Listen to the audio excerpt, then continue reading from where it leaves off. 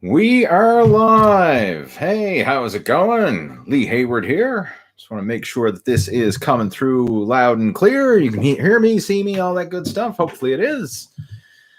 Awesome. It's been a little while since I've done one of these Q&As, and it's good to be back at them. And I just want to kind of give you a little update on the reason why I've been absent is one, a couple weeks ago, we ran the Lose Your Gut Challenge group. And if you've been following me for a while, you probably have heard me talk about the Lose Your Gut Challenge, which is basically it's a 5-day intensive virtual training that I do where I take people through the fundamentals of fitness and nutrition for losing the gut, building lean muscle, and sustaining it as a lifestyle. So it's kind of like this intensive virtual workshop, if you will, that I do. And I ran that Lose Your Gut Challenge a couple weeks ago, and it was the biggest one ever. We had over 300 guys go through that intensive training. And then, of course, afterwards, I was doing a lot of one-on-one coaching calls with people. And, some people decided to come on board with the Muscle After 40 coaching program that I offer afterwards. So I've been just flat out busy, with new coaching students and running that Lose Your Gut Challenge that I haven't physically had time to dedicate to YouTube videos. So that's why I've been a little bit absent for a while, but back at it again now. I got some new videos coming. So I've actually got a new fat loss training video or fat loss nutrition video that I'm going to be posting up this week. That's actually already edited and ready to go. I just got to get the final approval there from the video editor and stuff, and I'll have that one uploaded. But things are back on track. So I had a wee little hiatus from YouTube, but I've been flat out busy over on the Total Fitness Bodybuilding Facebook group and the page over there with the Lose Your Gut Challenge, because that's where I run those Lose Your Gut Challenge groups, is through Facebook, because it's a more interactive platform and better for running those challenges. So if you haven't already done so and you're interested in those, and then there's something you might want to look into, make sure to follow me over on Facebook, because that's where I'll be sharing the updates on when I'm going to be doing another Lose Your Gut Challenge group, and probably be doing another one in a month or so time. And again, it's a very valuable program for sure, because we go into detail with the fundamentals of fitness and nutrition and start with the basics and really lay a good solid foundation and cut through the hype and the BS when it comes to fitness, nutrition, and fat loss. All right, let's see. Who do we got joining in? First off, I'm assuming this is coming through loud and clear, right? I'm assuming it is. All right, everything seems to be working fine on my end. And who do we got? We got Richard joining in. Hey, Richard, how's it going? We have Jesse's joining in. Dario's joining in. Awesome. Good stuff.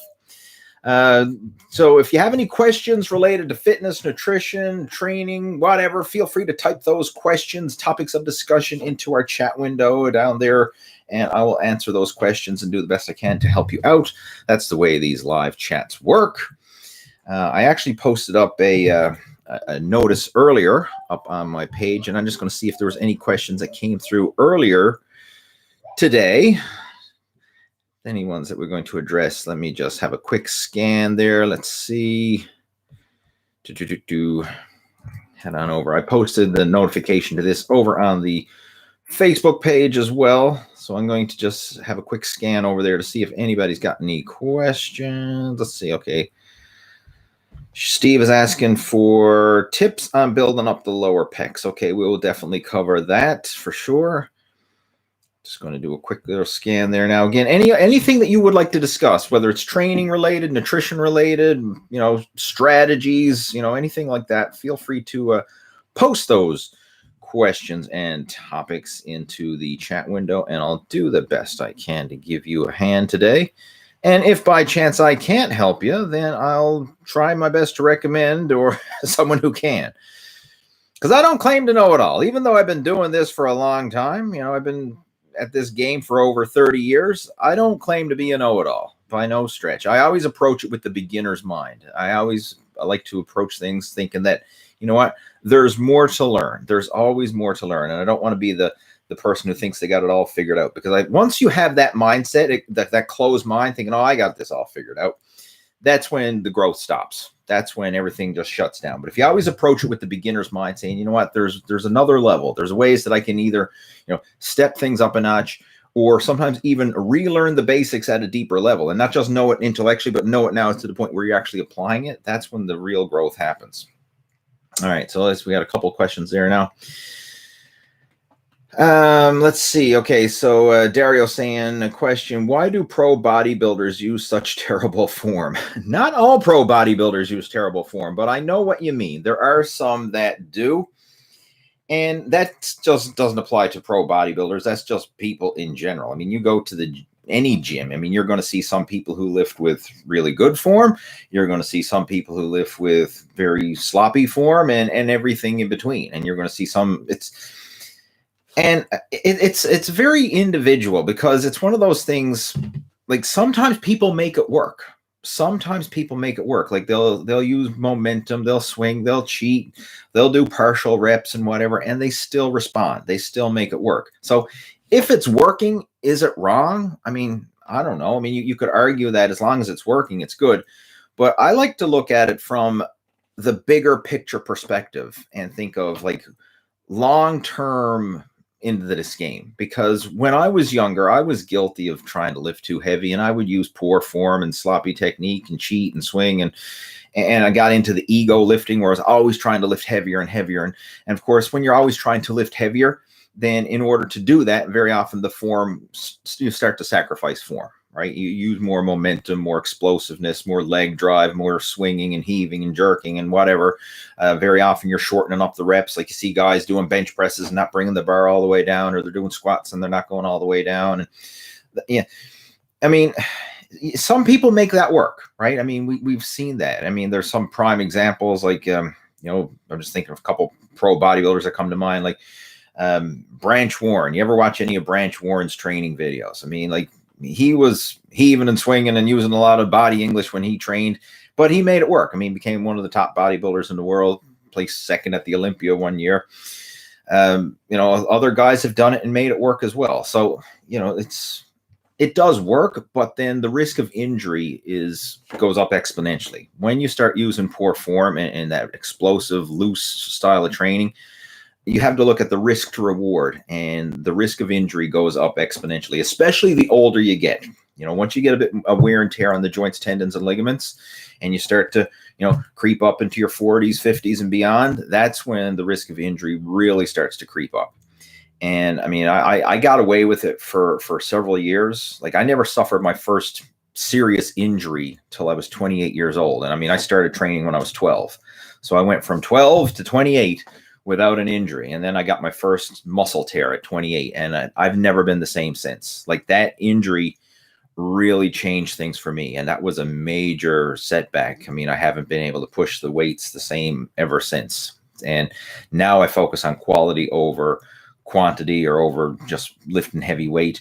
I like to look at the philosophy of former Mr. Olympia Lee Haney. He was a real master of training and technique, and not just moving weight for the sake of moving weight, but moving weight to stimulate the muscle, right? Like using the weights as tools to build the muscles. Like, he was a true bodybuilder in terms of his training style and mentality. And he had a quote that it was to stimulate, not annihilate. And that's what I really focus on now. Like, focus on simply stimulating the muscles, not just going in there and trying to annihilate them or lift as heavy as possible and having this pissing competition to see who can lift the most weight. I mean, if you're in power sports and powerlifting, well, obviously that is the name of the game. I mean, to lift as much weight.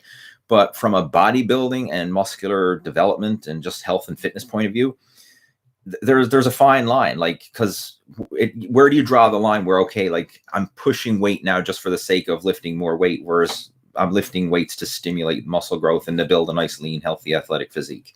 And I'm at the stage now where I want to have that nice, lean, healthy, athletic physique. It's not about moving weight or trying to impress anybody or any of that stuff. Like, I couldn't care less about trying to keep up with people at the gym. Like, those days are long gone. But when I was younger, I did, right? I always tried to, like, hey, I do my set, and then if I see someone go over and, grab the next heaviest set of dumbbells, I'm like, shit, I got to do another set. I got to try to keep up. Or, I'm bench pressing, and I mean, I whatever I lifted, right? And then I see someone else lift heavier. I'm like, jam, man, put another plate on. Let's go, right? And I try and keep up. And now I couldn't care less. I'm doing my thing, and whatever anybody else does, that's them. I mean, I have no ego whatsoever when it comes to trying to keep up with anybody anymore. And knock on wood, that's how I've been able to avoid getting any further injuries, even though I've had my share of injuries over the years from poor form. Yeah. But like I say, you can't just categorically say, oh, all bodybuilders use poor form, because no, I mean, there are some that use fantastic form and are very meticulous with it. Again, former Mr. Olympia, Lee Haney, I mean, 8-time Mr. Olympia, he's a prime example of it. And there are several guys who do use good form, but again, not always. Who else we got there? We have Lee Dunnigan joining in, RC joining in, ADM. How do we program a workout on the muscle groups? I mean, that's really individual. Like, I mean, what I would recommend if you're looking for a sample program, I mean, like, head on over to my main YouTube channel, like open up the playlist tabs, because there's all kinds of different programs in there that you can literally follow along with. There's workouts for all your major muscle groups. So if you want to do a body part split, you know, chest day, back day, leg day, whatever, you can follow that. We've got push-pull leg workouts. We've got different types of upper-lower rotations. These days, I do total body workouts, right? And I just recently posted up, a couple playlists showing some sample total body workouts that I follow. One, I did actually shot the video series last year with my father. It's the father and son workout series. And then I did another one this year that I shot with my wife. And these are the type of workouts that I do. So when I go into the gym, I primarily focus on total body. And I enjoy that style of training more because, one, I like just hitting all my major muscle groups. I just like doing that. And I also like that I'm not destroying any one muscle group in a single session. Like if you go in there and you do like 20 sets for chest, or you go in and do 20 sets for legs, or 20 sets for back or arms or whatever, like the next day you're usually very painfully sore in that muscle group.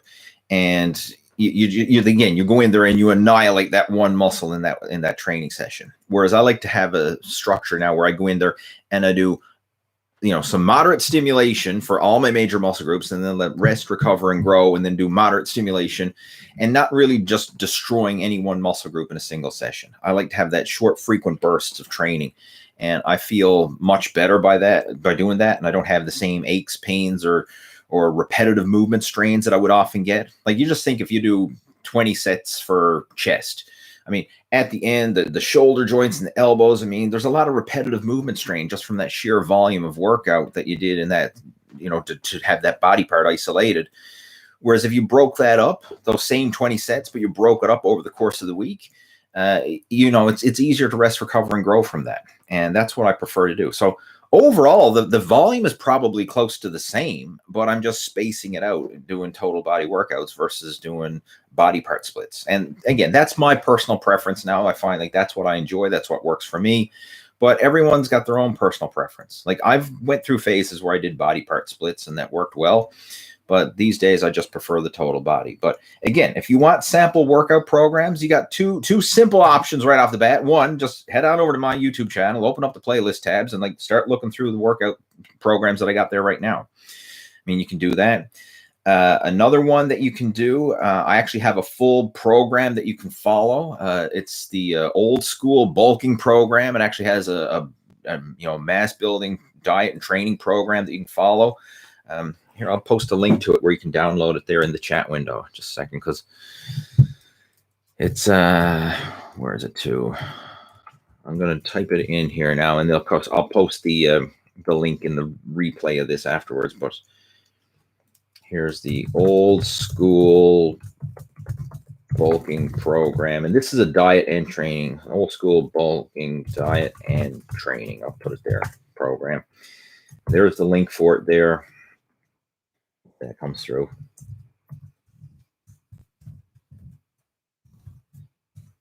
So it's cycle bulking diet, old school. I think that'll work. It should work. But again, I'll post the link there. Another option that you have as well, download the Total Fitness Bodybuilding app. You can download that right from my main website, leehayward.com, and there's a link to it from there. And in there, there's a lot of sample workout programs along with an exercise database that you can follow along with as well. So, I mean, those are some simple options if you're looking for some follow-along workouts that you can go with. But bottom line, just pick a program and stick with it. Don't overthink it. pick a program, stick with it, let it work for you. And then if you hit a plateau, which eventually you will, like every program goes through the phase of adapt, grow, plateau. Once you get to that phase where you're starting to plateau with it, then you can change it up. Or if you want some help with customizing a program, you can reach out to me personally. We can discuss it. But those are some simple options to get you moving in the right direction. Pablo 9364 says, I had long COVID for 7 months. Holy crap, that's the longest I've ever heard of anybody having COVID for. So far, any tips for getting back into fitness? Been to the gym twice so far, 10 minutes, very light sessions. If you've had COVID for 7 months, or maybe you've been in COVID lockdown for 7 months, I could understand COVID lockdown, but you physically were sick with COVID for 7 months? I don't know.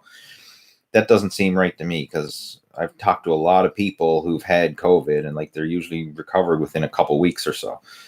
So maybe it's just a miswording there, because I'm kind of doubting anybody's had COVID for 7 months and still alive. But anyway, maybe it is. Who knows? But any tips for getting back into it? When you're coming back to the gym after a layoff, regardless of whatever that layoff was, whether it's because you were sick or because you just got lazy or whatever the reason, you start off as a beginner. I don't care if you've been working out for 20 years. If you've been off the gym for several months, you got to come back and approach it just like a beginner. So bare bones basic, just a simple total body workout, going through the motions. You're not training to failure. You're not worrying about, advanced techniques, forced reps, drop sets, pushing yourself and all that kind of stuff. You just literally go through the motions as a beginner. You start off from the bare bones basic and just build it up gradually. Now, the good news is you will regain lost muscle faster the second time around than it took you to gain it initially. So if you've built yourself up to a certain level of development and then you took some time off, you will regain and get back to that previous level of development a lot faster the second time than it took you to gain it initially, right? So that's why it's always easier to get back in shape than it is to get in shape the first time. But you got to just approach it as a beginner. And again, head on over to my YouTube channel. I've got some beginner workout programs that you can follow along with, some sample ones that'll be a good place to start, right? And again, just go through the motions. Build the habit of showing up to the gym. The hardest part after a layoff is getting the habit back to going to the gym. So I would recommend 3 workouts a week, and you set that in your appointment, set it in your calendars, just like any important appointment, and make sure that you do not skip those workouts. Don't get into the habit of skipping workouts. Get into the habit of getting your ass to the gym. What you actually do when you get to the gym, I couldn't care less, because the hardest part is just getting there. Even if you went and you just went through the motions, did a little bit of cardio, and just did one set of, each machine, like a little circuit routine, that's fine at this stage of the game. You just need to get your ass in the gym and actually start doing something. Don't overthink it. Just start doing something. You can always progress and make it harder and more challenging as you go, but you got to start off small and just build the momentum, get that habit back in place of showing up to the gym on a regular basis. Once you've got the consistency in place, the rest is easy. Seriously, everyone's asking, what's the perfect workout? What's the perfect diet? What's the perfect this? Forget perfection and just focus on consistency. Just show up.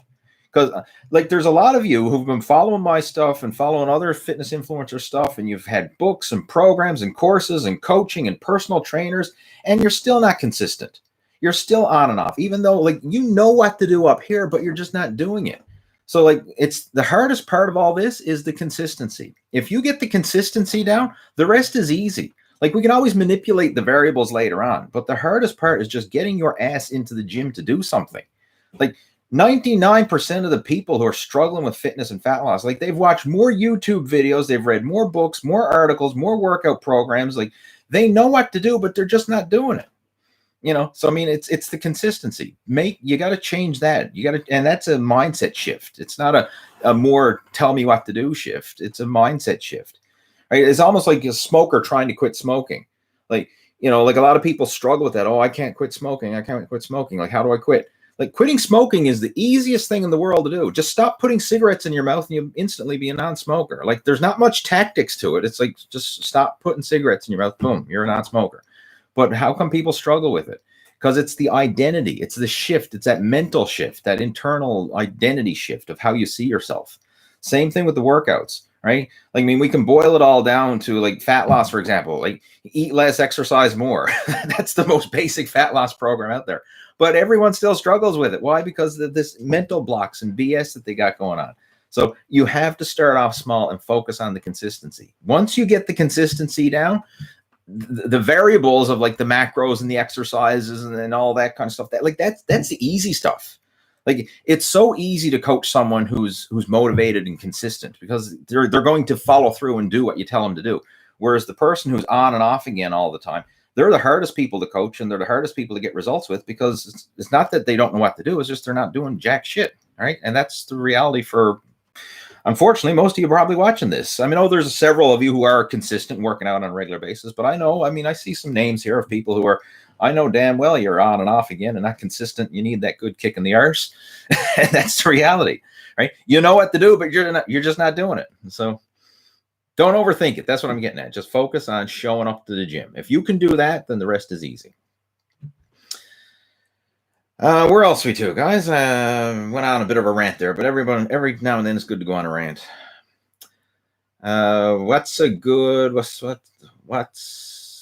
Shit, I lost my spot. Alex is asking, what's the best method to lose weight fast?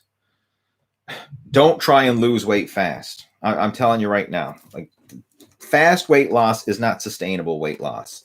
Slow is fast when it comes to losing weight. And I know that sounds counterintuitive, but it's true. And if anybody's ever been involved with racing, there's a line in racing, especially, if you go to like racing schools or anything like that. I'm talking like motorsports. Slow is fast. Slow is fast. Like, you have to slow it. You have to slow down to speed up. And I know that sounds so counterintuitive, but it's true. Because if you try and push it pedal to the metal, if you try and push your fat loss and go extreme, yeah, it works in the short term, right? You can go on some crazy low carb cutting diet, fasting protocol, whatever. You can starve yourself. And how long can you starve yourself for? Maybe you'll starve yourself for a week, 2 weeks, 3 weeks, a month. I don't know. But eventually you're going to get to the point where you're like, I can't stand starving myself anymore. And you're going to hit your threshold of willpower. Once you hit that threshold, then you're going to say, screw it, it's not worth it. And then you're going to start binge eating. And then once you start binge eating, you're going to regain all the weight you lost back again, along with a few pounds more. So, like, you could starve yourself. Like, let's just say you went on some ridiculous 1 meal a day, low carb starvation diet, and you lost 30 pounds in 30 days. Within 2 to 3 months, you'd have 35 back on, guaranteed, because it's not sustainable. So, I mean, yeah, you crash dieted, you dropped a bunch of weight in the short term, but then 2 or 3 months later, you got it all put back on, plus a few pounds more. And that's the reality for over 90% of people who go on a diet. They end up getting fatter with every diet they do, right? So trying to lose weight fast is actually setting you up for failure, and it's going to make you fatter. So, like, if you try and lose weight as fast as possible, I guarantee you by this time next year, you'll be fatter than you are now. So you need to think a different approach. You think of, how do I lose weight slow and steady, enjoy the process, and sustain it as a lifestyle? And it's a different mindset, a different approach. And don't think of like, oh, I need to lose weight in 2 weeks or in a month or 30 days, or I got to go on a 6-week shred or any of this shit. Think like, where do you want to be this time next year? Like, think bigger. Where do you want to be this time next year? And get out of this little short-term fad diet, crash diet mentality. And if you think long-term, your odds of success are going to go up dramatically. And if you want an actual program to follow along with that, head on over to my website, leehayward.com, and download a copy of my Ripped After 40 ebook. It's a full PDF download that I put together, 69-page program, and it outlines the training, the nutrition, and the lifestyle habits that I've adopted to not only lose my dad bod, lose the gut, and get back in shape after 40, but then to sustain it for 3 years. Like, for the last 3 years, I've had visible abdominal definition, and I've done it by having this sustainable lifestyle approach and not trying to crash diet and lose weight as fast as possible. Right. So you need to think bigger picture, think long term. Don't think of this, how do I lose weight, crash diet fast? Because I'm telling you, crash diets never last. If they did, everybody'd follow a crash diet and we'd all be ripped and shredded. But it doesn't work that way. It really doesn't. You need a different approach. All right. What else we got there? What's a good set and rep range for a full body 3-day-a-week workout? I've got sample workouts up on my YouTube channel. Just go open up the playlists. There's the full thing. Workouts, exercises, sets, reps, all outlined for you. Like, it's just, you just got to follow along with it. ADM says, I'm creating myself a hypertrophy program. Bigger, smaller muscles. That don't make sense. Compound focus, arms and abs in the end, with the plan to keep it at around 60 minutes or less. He said, bigger or smaller muscles. Anyway, again, if you want help with the programs, like say, I'll repeat it again, download or go check out the videos that I have on my on my YouTube channel. Like say, there's full programs that you can literally follow along with, different body part splits, different upper lower body splits, push pull legs. There's some power training programs in there. Like, you can literally just follow along with these workouts. You don't need to overthink it. Like I mentioned before, it's consistency is the most important thing. Like, a lot of people, they want to have everything planned out perfectly. Like, once I have the perfect workout, the perfect sets, and the perfect reps, and the perfect split, and the perfect exercises, and the perfect diet, then I'll start. I remember it was not too long ago, I was having a chat with a guy who, wanted some help with a fat loss program. And he reached out to me and he was like, and we actually had a strategy session because he was, wanted to work with me and stuff. And he was like, man, like, here's my planned diet, right? He says, I'm going to have 5 ounces of chicken for meal 1, and then, 3 ounces of this for meal 2, and like had it all laid out, like the ounces in the food. And he was like, should I have 5 ounces of chicken or should I have 4? Or should I have egg whites or should I have this? Or, is it okay to have a whole egg in here or whatever? Like, and he was like super meticulous with the details, like of trying to plan out this so-called perfect fat loss diet plan. And I said, like, let's just back up for a minute. I said, tell me about your diet right now. And he said, well, it's not that good. I said, no, don't tell me it's not that good. I said, like, tell me, like, what are you eating, like, right now? Like, what did you eat, like, this week? And then he's like, well, it's not good. And I said, like, cut the shit. Just tell me what you ate. And he's like, well, I was eating, like, frozen pizzas and like, frozen lasagna and like, peanut butter sandwiches and, chips and cookies and ice cream. Like, so here he is going from frozen pizzas and ice cream to worrying about how many ounces of chicken and rice and broccoli he should have for his perfect meal. I'm like, don't overthink it and don't try to like overhaul from day one. Like, simply just add in more good foods and cut out the shit. Like, that's step 1 to the diet. You don't need to overthink it and trying to have this so-called perfect program. Just eat more good, natural, unprocessed foods and less crap food. Same with the workouts. Like, a lot of people are, oh, how many sets, how many reps, what's this exercise? Should I do this exercise before that one? Should I do higher reps or lower reps? Like, get your ass to the gym first. Worry about that. Once you get your ass to the gym, then we can work out the details afterwards. But like, a lot of people, they get stuck in the whole paralysis by analysis because they're so busy trying to create the perfect program that they don't actually follow anything. So just pick a program, like literally go in on my YouTube channel, pick a program, or download the Total Fitness Bodybuilding app, pick a program, and just follow it. Follow it for at least 6 weeks. See how your body responds. I guarantee you, if you follow anything consistently for 6 weeks, you're going to make gains. And then after that, you can review and reevaluate your progress and see if you need to change some things up. Like, maybe you want to change up an exercise variation, or maybe you want to focus on certain muscle groups that are stubborn and lagging behind and you want to give them more attention. Or whatever. Like, you can always customize it as you go. But the hardest part is just get yourself moving in the right direction without paralysis by analysis and overthinking it. So just pick a program and go with it. Don't overthink it any more than that. And if you, here's what I would recommend as far as like someone starting off with strength training and cardio and all that. Weight train one day, cardio the next. Weight train one day, cardio the next, and just alternate them day for day. This way, you're going to get the benefits of daily exercise, but you're doing so in a complementary fashion. So you're going to help to stimulate the muscles and place some high intensity demands with the weight training days. And then on the cardio days, that's going to be some low intensity stimulation and some good fat burning. And it's a very good complementary mix. I refer to it as my yin and yang training method, where you're getting the high intensity on the strength training, low intensity on the cardio days, and it's a good complementary mix. So you're getting the, breaking down the muscles with the workouts and then active recovery and fat burning with the cardio. And I mean, like, that's what I do most of the time. Like, most of my training is structured around that basic formula of just weight training one day, cardio the next. And it works. You don't need to overcomplicate it.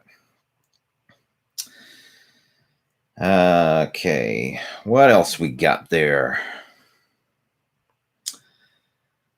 Is creatine necessary for beginners? You know what? Anybody can take creatine, whether you work out with weights or not. Anybody can take creatine. Is it necessary? No. I mean, you can make gains and everything else without it, but creatine is a very healthy supplement, and it's not just a muscle building supplement. There's a lot of health benefits. So, I mean, I personally use creatine. I've been using it since 1995, since it first hit the market, and I've been using it as a regular supplement, and I still use it. So, I mean, it's so inexpensive these days. It's so convenient. Like, there's really no reason why anybody shouldn't use it. I mean, like, unless for some reason you have some digestive issues or whatever, and you can't, you upset your stomach or you can't take it or whatever. But there's a lot of health benefits as well as the physical performance benefits to creatine. So, I mean, I'd recommend everybody take it. Like, even like senior citizens, like, it's been shown to have like mental and cognitive benefits. People with Alzheimer's and Parkinson's disease and mental degenerative diseases, creatine can help to help with that, the cognitive function and mental function. I mean, as well as strength and just athletic performance, helping to maintain muscle tissue. I mean, there's so many benefits to creatine. You don't even, like, your grandmother should be supplementing with creatine, regardless if she ever lifted a weight in her life or not, just for the health and mental cognitive benefits of it. Okay, what else we got? Danish says, I've had COVID for a week. After recovering, should I return to lifting the same weight as I was prior to COVID? No, start back light. Like, anytime you're sick, whether it's COVID sick, flu sick, just had the shit sick or whatever, start off light. Like, for the first couple weeks, just ease your way back into it. Like, go through the motions with a simple little 3-day per week total body workout.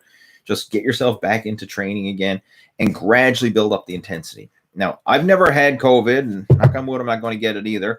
But from what I understand, when it comes to athletes, you want to be careful in your first month back to training after recovering from COVID, because your airways and everything else are not fully recovered. And obviously they suffered some damage from going through the respiratory issues of COVID.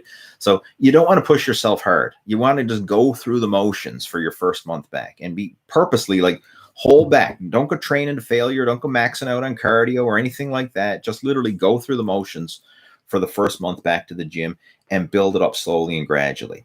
So, I mean, if you have a set routine that you're doing and you want to stick to the same routine, well, that's fine. But just drastically lighten up the weights and ease up on the intensity. So you kind of just, you're literally going through the motions with the same routine. That's fine.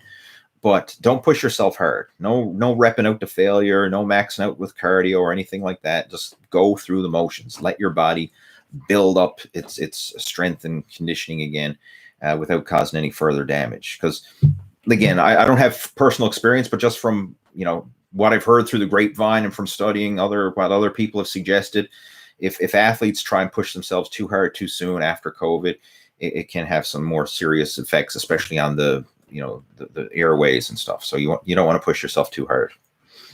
Ease yourself back into it. Consistency over intensity. That's the most important thing.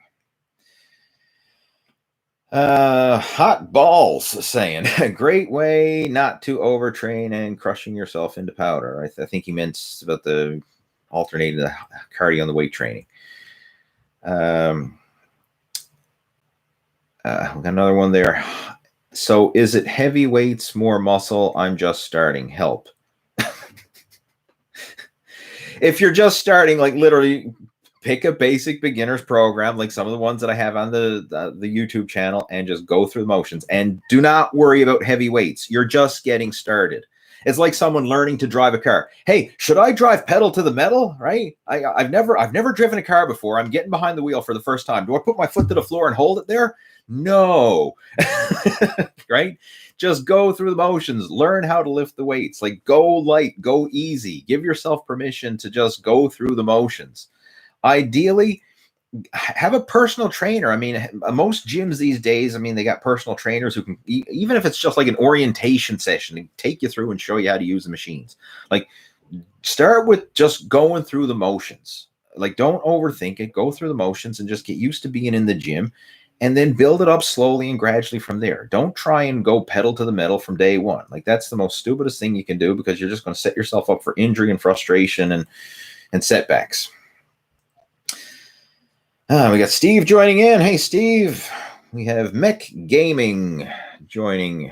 What's the best time to take fish oil capsules? Before a workout, after, or in between meals? Take it after a meal. Take it with meals. It's not a pre or post workout supplement. Fish oil is something, like, ideally you wouldn't want to take fat before or after a workout anyway, because fat slows digestion. So you want to keep your pre and post workout meals low fat. But for fish oil supplements, take it after a meal. So, like, after your breakfast or after your dinner or whatever. Like, I actually like to space it out. So, like, I'll take some fish oil capsules after each of my main meals, just to get that little boost of omega-3s. So that's the best time to take them.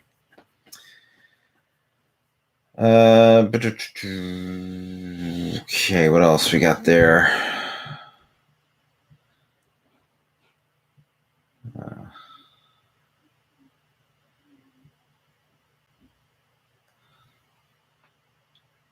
Okay. ADM is saying, I've been consistent for 11 months. I've tried my program yesterday and will adapt it. I was just hoping for an understanding of how to balance movement patterns. Look, if this is a great time to mention this. If you need any help, like if you want to speak to me personally, or you got some specific questions or whatever, feel free to reach out to me. Like, you can send me an email. My email address is leeh@leehayward.com. Or you can actually book in for a strategy session call. Like, we can do that and jump on, Skype or Zoom or whatever, and actually have a strategy session call and see if I can help you with reaching your fitness and fat loss goals. Like, what I'm addressing here during these video chats is kind of like generic information for the most part, because I don't know you, your situation, your experience, or whatever. So it's kind of hard for me to give specific advice when I'm just, you post up a comment saying, like, what's the best workout, or what's the best sets and reps. Like, I can throw out some generic advice here, but if you would like some specific help, or you want help with like a customized training and nutrition plan specific for you, feel free to reach out to me. I mean, like, that's something that I do. I've got a full, customized training and nutrition program. We get the Muscle After 40 Blueprint coaching program. So, I mean, if you want to come on board with something like that, reach out to me and we can chat about it. Again, my email address is leeh@leehayward.com. You can friend me up on Facebook and message me there as well. Just do a search for Lee Hayward. You find me on Facebook.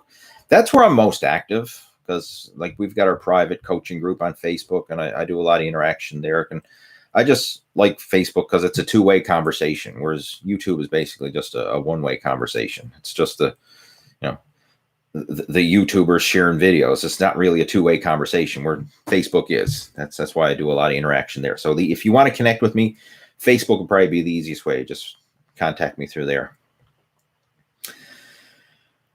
Let's see what else we got.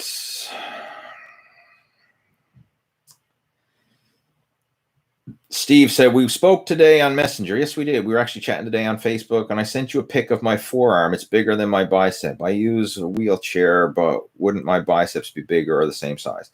That really depends on genetics. Like, some people, Popeye had big forearms.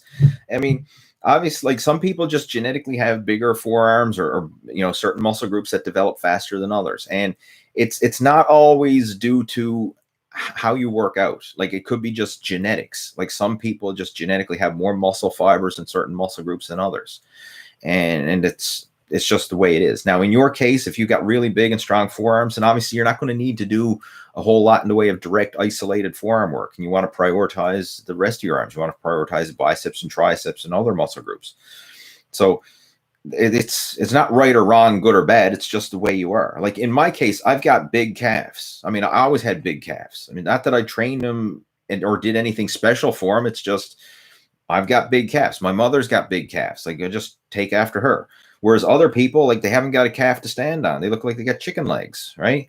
Even though they probably train them, they're busting their butt and they're doing calf raises and trying to grow calves, they just can't grow them. Now my area, I struggle in shoulders and arms. Shoulders and arms have always been a weak area. I mean, if I had, my calves are bigger than my arms, whereas most guys is the other way around. I mean, if I had muscle development in my calves or in my arms like I do in my calves, heck, I'd probably be a pro bodybuilder.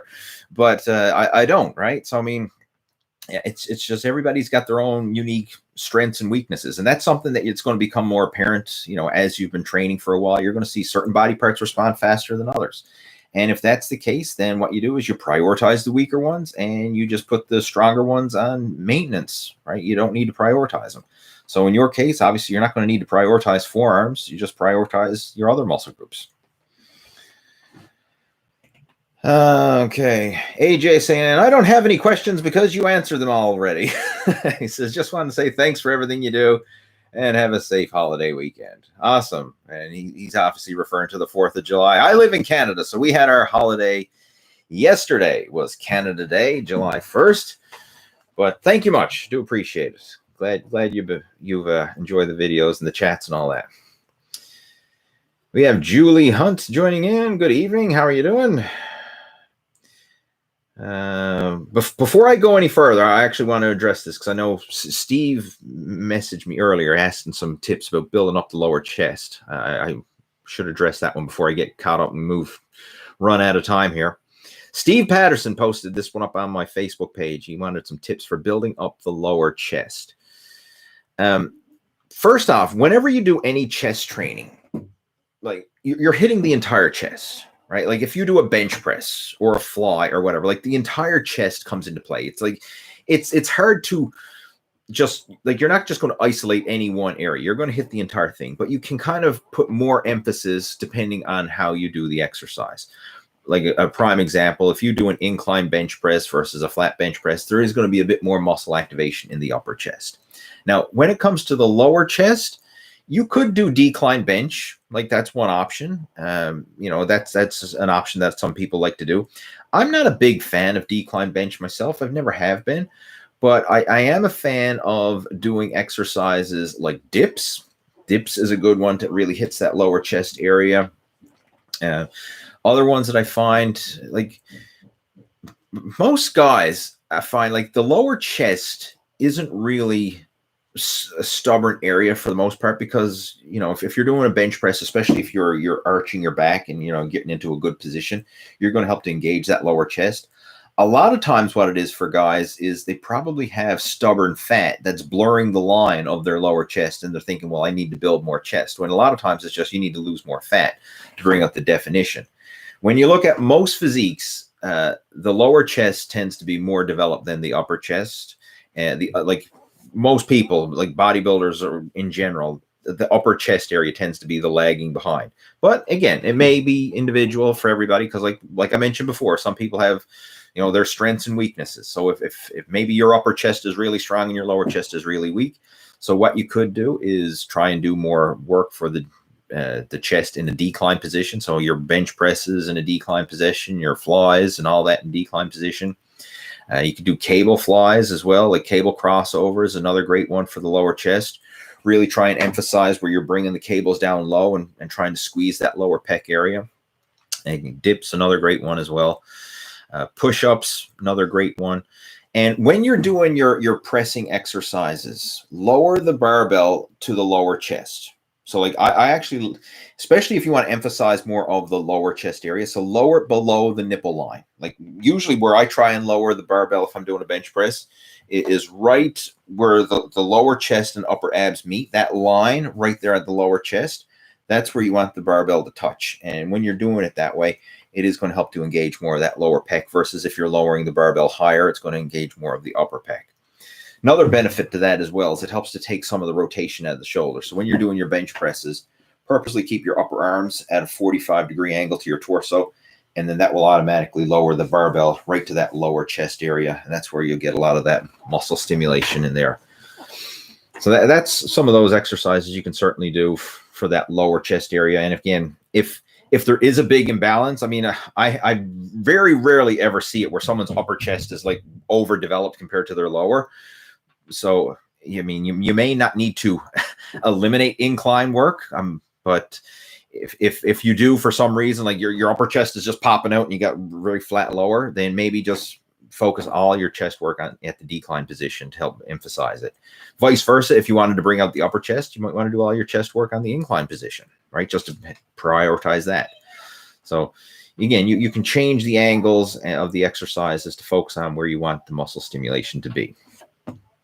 Another thing I should mention as well, don't go super heavy with your exercise, especially bench presses or flies or anything like that. Focus on feeling the muscle work. Focus on the mind-muscle connection, getting that pump, slow and controlled form, full range of motion, all that kind of stuff. Get that mind-muscle connection where you're actually feeling it, and visually try and like focus on squeezing and contracting the lower chest area. Just doing that alone will make a big difference versus simply trying to move heavy weight. So that's a common mistake you see a lot of people do, is they just try to move weight instead of actually focusing on feeling and isolating the muscles.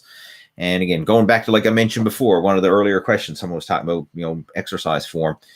Like Lee Haney used to say back in the day, you want to stimulate, not annihilate. So again, think of stimulating that lower chest area with good quality form and with your exercises versus just trying to annihilate it by lifting as heavy as you can. All right, what else we got there? Acid Rage is saying, Lee, I was thinking to build a gym on my house, but I want some think on budget. Can you help me? I want some think on budget. I'm not sure. You want to know how much a gym is going to cost? I mean, that really depends on what you're going to put in there. I mean, like that can vary. And like, are you going to have all brand new equipment? Are you going to buy used equipment? Are you going to have some homemade equipment in there? Like it depends. Like a budget for a gym can vary from like, $1,000 or less to 10,000 plus or 100,000 plus. Like, and I'm not joking by that. Like I actually know someone locally who has a home gym, and I bet gosh darn it that they got $100,000 worth of equipment in their basement. It's basically a commercial quality home gym. But yeah, I mean, as far as budget, that really depends on you. Now, if you're trying to keep the budget low, which is hard these days because COVID has drove the price of gym equipment through the roof, but look to see if you can get used equipment. Now, when I got my home gym, thankfully it was several years back. I mean, well before the pandemic struck. So I mean, like gym equipment was at a reasonable price and everything else. But I got most of my stuff through the local classifieds. I mean, I was just searching the local classifieds, and I wasn't in a rush. I was just taking my time, scanning, seeing what was available. And I ended up just stumbling upon a fantastic deal where, there's a couple had invested in a brand new home gym setup for their home. Like they bought a new home, spent a fortune, got a brand new gym set up there. And then the husband got transferred for work. So he had to sell it all off and leave, move across the country for work. So they were motivated sellers. And I ended up getting like literally a brand new home gym that was never even used. Like it was only a few weeks old, just literally set up, not even a scratch on the paint. And I got it for half price. Plus I didn't have to pay shipping or taxes on it either because it was a cash deal sale, right? So, I mean, I got a crazy deal on it. And I bought it through the local classifieds, like Facebook Marketplace. So, I mean, keep your eyes out. Now, the only thing is, since COVID hit, like the used market for exercise equipment is not as good as it used to be because people are now knowing that there's a shortage and they're jacking up the prices on stuff and everything else. So it's a bit awkward that way, but still, it's worth looking into. It's worth keeping your eye on it because who knows, you may come across some good deals there. Other things that you can look into as well is homemade equipment. Like if you're a bit of a handyman, like you can make some basic stuff homemade and it'll be just as good, especially for a home gym. Like back when I started training, like my first squat rack was made out of lumber. It was made out of 2x4 lumber, right? And I made it myself. And I mean, that was good enough for me. My first bench, right? I made benches out of 2x4. Like you can make up a lot of stuff. And I mean, I was even extra cheap back in the day because I used to make the benches out of lumber and I never even had padding, but we had some. I remember my parents, so still living at home at the time, they recarpeted the house and I took some of the old carpet and I used that, just rolled it up. And I mean, I used that as the padding for the bench. So I like put carpet around the homemade bench and stapled it on. And so, I mean, that was my bench padded with carpet. And I did workouts on that for years, in my basement home gym with homemade, squat rack, homemade bench press, all made out of 2x4. and padded with carpet. I mean, it worked, right? So I mean, if you want like rough and ready, you can have rough and ready and cheap. Or if you want to have a nice fancy, proper gym, and then obviously you want to go and invest in the commercial grade equipment. Don't fall into the trap of buying the cheap department store stuff, like the cheap department store machines and the cheap department store bench presses and all that stuff, because that's crap. It really is. You get what you pay for when it comes to that.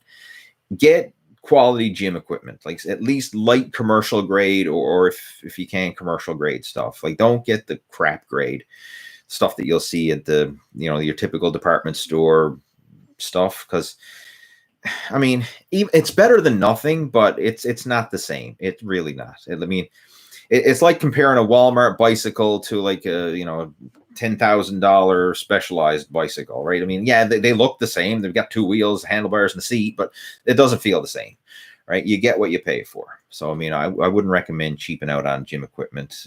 I would rather invest in something that you can use and be proud of. And, that's what I would do. But like I say, you can actually make some good stuff homemade.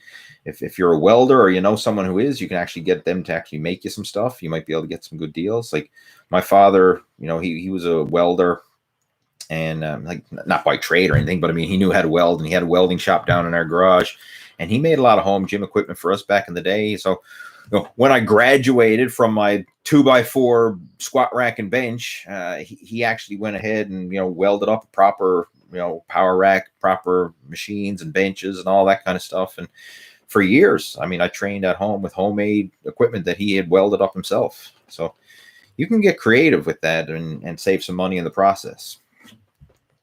Another thing to look for gyms that are going out of business, especially now since this whole COVID pandemic. There's probably been some gyms gone out of business, and sometimes if they're going out of business, you can get some deals there on equipment as well, right? Contact the local gyms, put the word out there and just see. You never know, right? I mean, you might be able to hook into some good deals.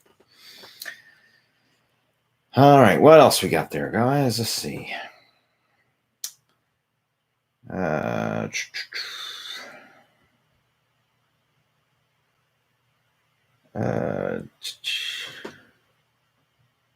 Let's just see here. Hang on now, guys.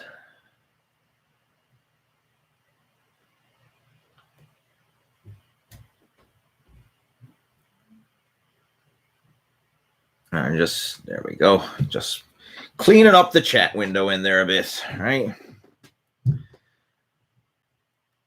All right, just a second now.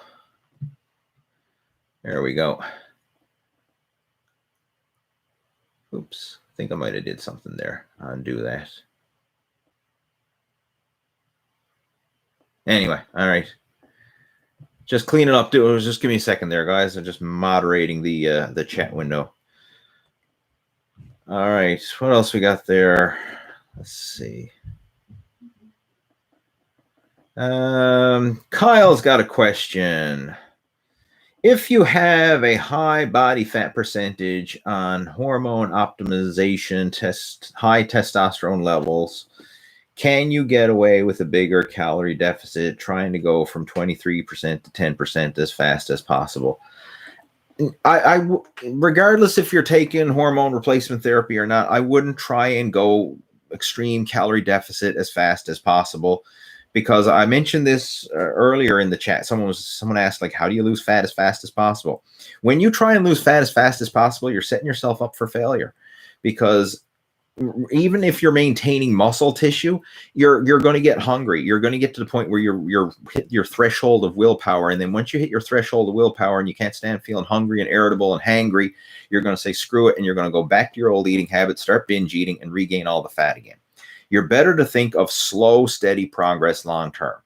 Like if losing fat as fast as possible worked, then everybody who ever went on a crash diet to be shredded and stay shredded. And I mean, we'd all be lean and ripped and everything would be wonderful. But it never works. Like, I guarantee you, most people, people who've went on diets, lost weight, and gained it all back again. Chances are you've probably went on a diet, lost weight, and gained it all back again. Like, you can't go on a crash diet. It doesn't work. It doesn't work long term. It does in the short term, right? Anybody who just starves themselves are going to drop weight.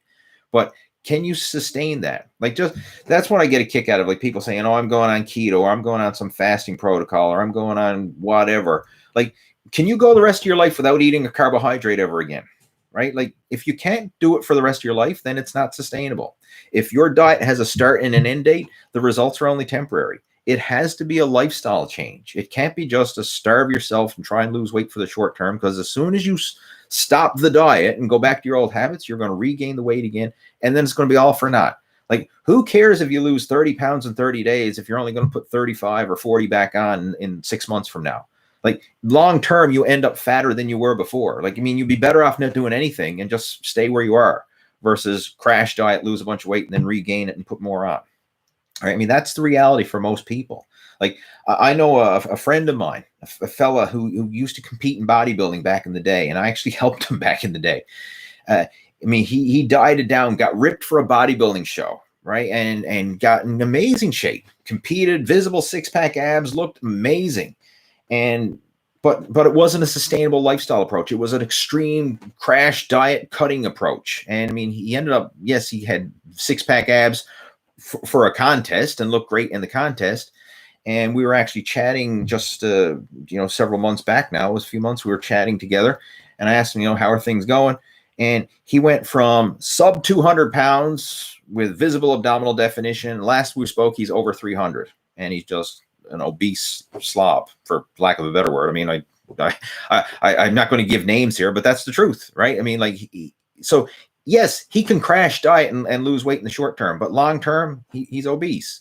Like, you need to think of, where do you want to be long term? It's almost like making money. Like, what's the good of making money if you're going to lose it all in the matter of a couple months? Like, I mean, okay, you make $1 million this month, and you're going to lose, and then you're going to be $1 million in the whole next month.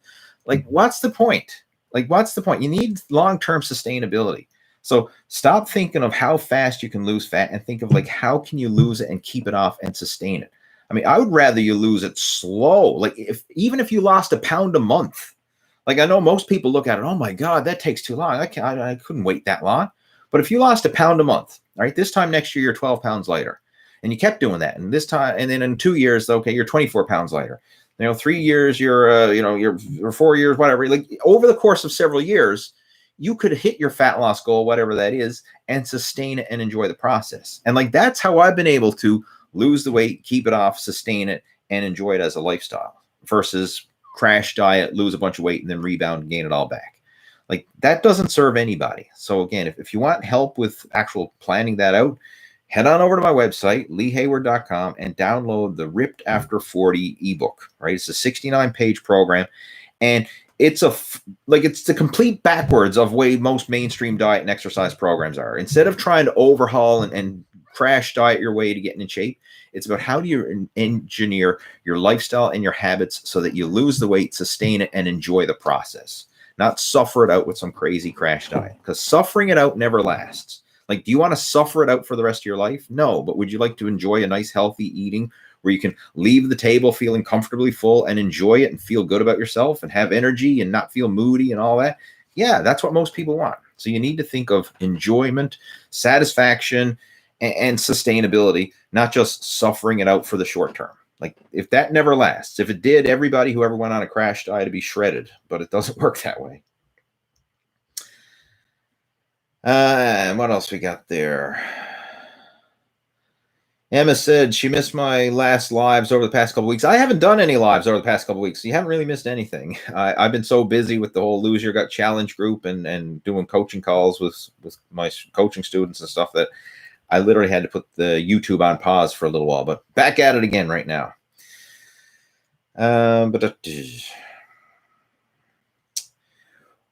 What do you think about Vince Gironda's 8x8 full body routine 3 times a week for an advanced lifter? That's from Steve G. I've done Vince Gironda's programs in the past, and I got to say, I like them. There's some of the different styles of training and stuff. I mean, it's a unique style. And the thing I like about Vince Gironda's style of training is it really helps to fatigue the muscles without placing excess strain on the joints, tendons, and ligaments, because it's about taking a moderate weight and then having that accumulative fatigue and time under tension and good controlled form. I mean, I'm a big fan of Vince Gironda's work, right? I mean, I read a lot of his stuff. Even got one of his books there on the shelf, the old Vince Gironda program up there somewhere. Where is it?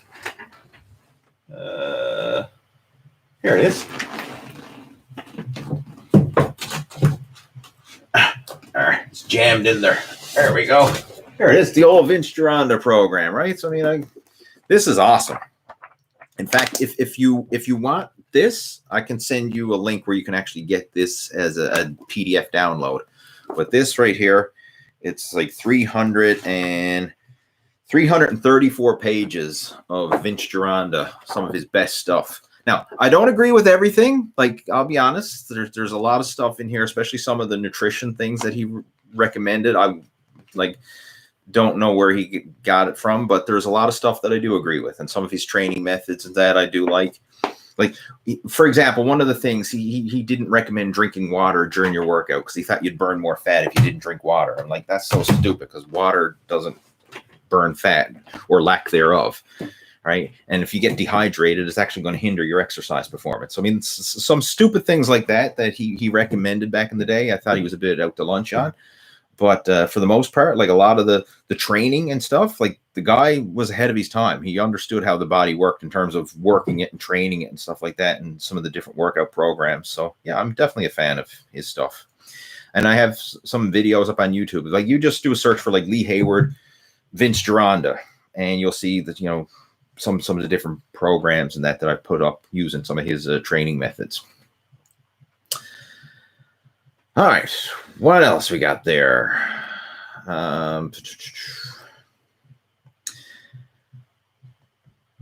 Kyle says, I want to be 225. I need to lose 25 pounds. Would it be better to recomp?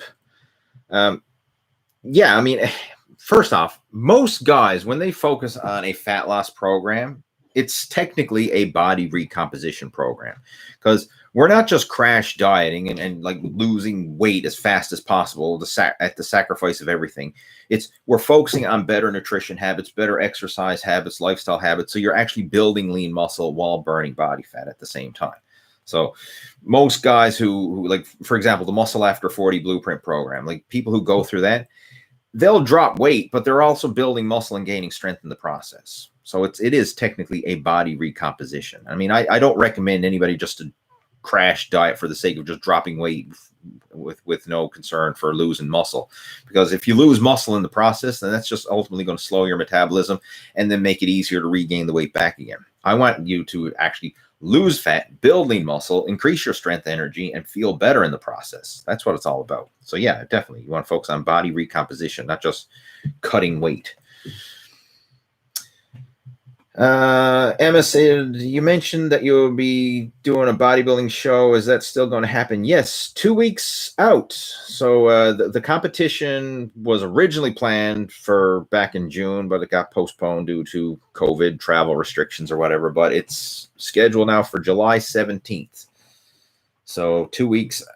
It's going ahead and full steam ahead, right? Things are going well. I'm really looking forward to it and making a comeback to the bodybuilding stage again. So I'll keep you posted with that. And again, if you want to see some progress pictures and all that kind of stuff, then check out my Facebook page. I've posted some updates and progress pictures and all that over there. So you can certainly go check that out.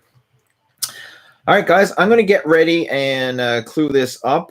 Like I say, I've been going here now for just over an hour, and that's long enough. Time for me to clue it up and go get something to eat. All right, one more question. I'll just throw this one out there. What's the best way to train the abs and avoid painful stomach ab cramps? If you're getting ab cramps, it's because you probably are not consuming enough electrolytes. I would recommend increasing your sodium intake and making sure you're getting adequate fluids, and that will avoid the cramps, because that's a common issue. I used to deal with that myself. I would get painful muscle cramps, especially when I trained abs, and it was because I wasn't consuming enough sodium, or I was dehydrated, or a combination of both, right? Like it's a muscle cramp just due to an electrolyte imbalance. So what I would recommend before your workouts and even throughout the day with your meals, like purposely add salt to your food to get extra sodium in your system. But if you're cramping up during your workout, before you go to the gym, have some salt. I mean, even if it's just a few shakes of salt on a spoon or one of those little tiny salt packets like you get in the restaurants or fast food joints, like something like that, just Like that's what I do. Like I keep a handful of those in my gym bag at all times. So if I ever feel like I'm getting muscle cramps, I'll just rip open a salt packet, chase it down with water, and that works amazingly well. It's so simple, but it works. And right now, where I'm, dieting and getting leaner, and I'm purposely not eating any processed foods that have high sodium, you have to add the sodium in there, through the form of salt and other high sodium foods. So before each workout now, what I do is I literally rip open one of those salt packets and just chase it down with water. And I find that makes a huge difference, and that prevents muscle cramps. So give that a try, and I bet you'll notice it. And it's instant. Like it's not something you got to do it for like weeks before you notice a difference or anything like that. No, like you take salt now, you'll notice it instantly because it gets absorbed right away, and you'll feel it and notice it. So give that a go, and I'm going to clue it up, guys. So hopefully you enjoyed the video chat, and I'll be back again. I'll do another one next Friday, same time, same place, and take care. Have yourself a good weekend. And for my American friends out there, enjoy the 4th of July. Have yourself a good one. Over and out.